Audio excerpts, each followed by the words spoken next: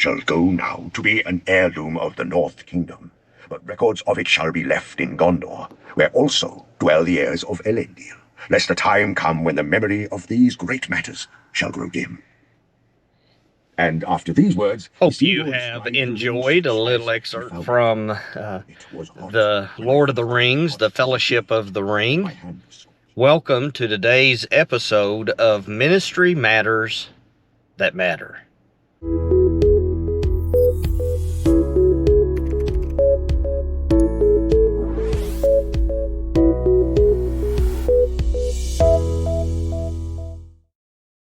In today's episode, what I'd like to do, I'm sitting in a rental car. My car's in the shop, but it's a rental car that I'm using for my travels and visits for Heritage Christian. I spend a lot of time on the road as a part of my work at Heritage Christian.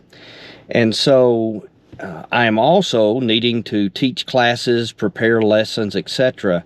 So I had to figure out how can I do Bible study traveling down the road. I'm not going to pull out a commentary and read it. That's dangerous to other drivers and to myself. So how can I use my ears and how can I use my eyes to prepare lessons without being dangerous to someone else? So I'm just going to share with you some car hacks, if you will, for sermon preparation, some simple apps that are on your phone and so forth. And several of you may use these, but in case you don't, maybe it will be helpful to you, or maybe it'll generate some ideas, or just it'll fuel your desire to search for things that can help you to study on the road while being safe as well. So let me just mention a couple of things that I use. Now you've got here what is I use quite a bit audiobooks as well as Audible. But before I do that, let me start out with UVersion. I use UVersion quite a bit. And I've got it open to Esther chapter 1. It is important that when you're using these tools that you activate them when you are in a parked position. So I'm sitting in a parking space outside my office at Heritage Christian. So like recently I was speaking on the book of Esther at a youth function. And so what I did is before I took off, I opened my YouVersion Bible to the book of Esther. The ESV in Esther has 10 chapters in it, and there is a feature in YouVersion, which is a free app, where I can listen to the ESV, the NIV, maybe the NLT. I've got 3 or 4 different translations that it will read the audio to me. And so I just opened it to Esther chapter 10 and pushed play. We turn the sound back up. Now in the days of Ahasuerus, the Ahasuerus who reigned from India to Ethiopia over 127 provinces, in those days when King Ahasuerus sat on his royal throne in Susa, the citadel, in the 3rd year of his reign, he gave a feast for all his officials and servants. Now, a couple of things related to that. First of all, I was able to listen to it a number of times in the week leading up to the lesson, and was able to listen to the entire book of Esther while I drove over on that Sunday afternoon to speak there on a Sunday night. So it just allows you to listen to the text over and over. And something that's also helpful as a preacher is to remember that initially the books in our Bible were heard and not read by most of the people exposed to them. People did not have their own copies. They were often, in some areas, you only had one copy of a given letter or book that existed. So they learned the letter by listening to it. So not only does listening to it help you to learn the content of the book that you are wrestling with, but it helps you to think about the perspective of the person who was first exposed to it, or the people, the congregation, etc., that were first exposed to this particular book or letter. And you will find, you'll listen to some of these books and there's all this repetition. When you're reading it, maybe the repetition becomes annoying, but if you think about the fact that it was designed to be listened to more than to be read with the eyes, but rather to be read out loud and listened to, then the repetition makes more sense in some of these books, because the book was written for the ear and not for the eyes. And so that repetition, in a world where people did not have their own copies of the book, then that repetition aided them in getting the message. And so Paul especially does that in a number of his letters. So that's one feature that I find helpful, and that is my UVersion Bible reading the text out loud to me. So I do that a lot.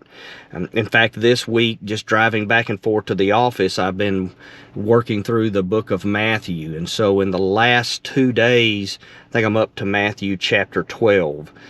And I'll listen some more going back this afternoon. And so this video is being done on a Tuesday.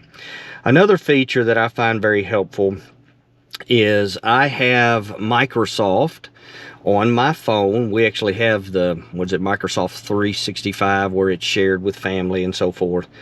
But I have my PowerPoints on here. If I go speak somewhere, I put my PowerPoint in my phone so that I have it as an emergency backup.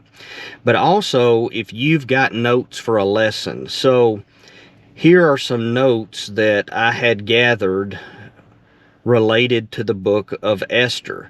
So what I did is I had an old sermon on Esther. I started with it, and then I just started adding to it. I started putting in new stories.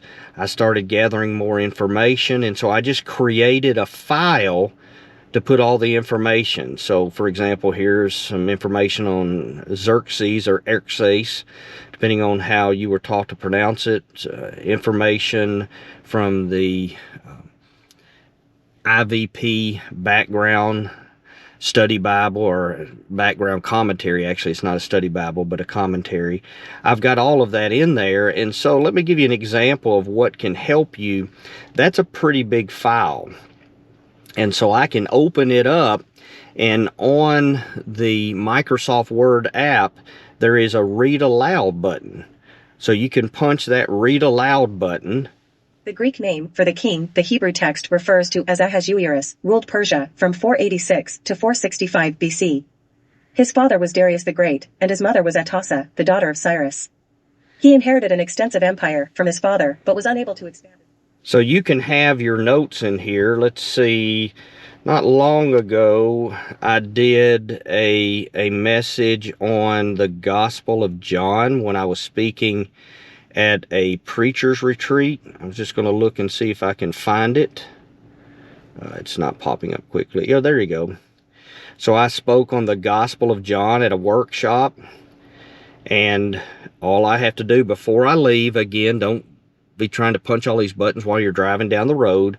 If you stop at a stop sign, you stop to get gas, or before you take off.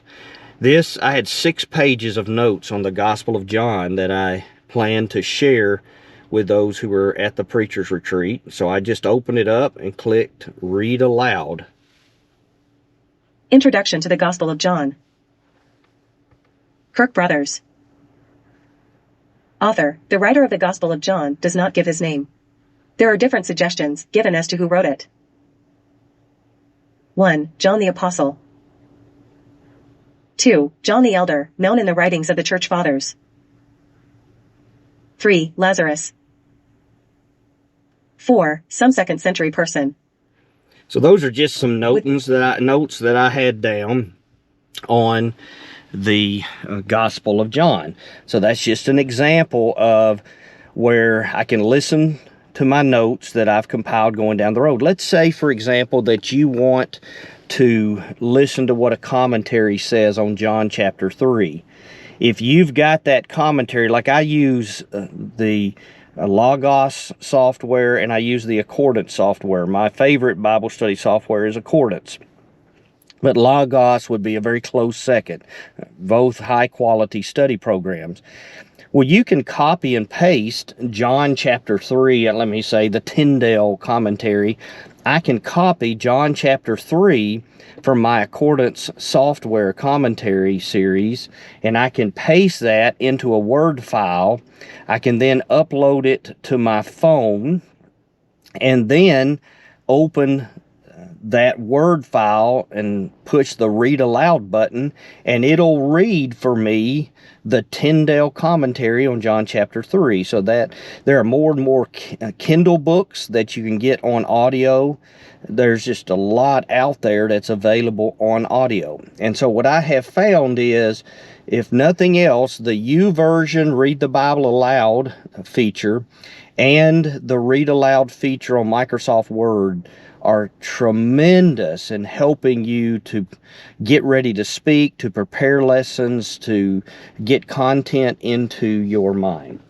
Thanks for joining today's episode. I realized as I got into it that probably I had enough material for a couple of episodes.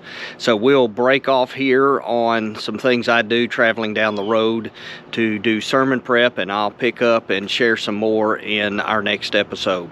Thank you for joining me for another episode of Ministry Matters That Matter.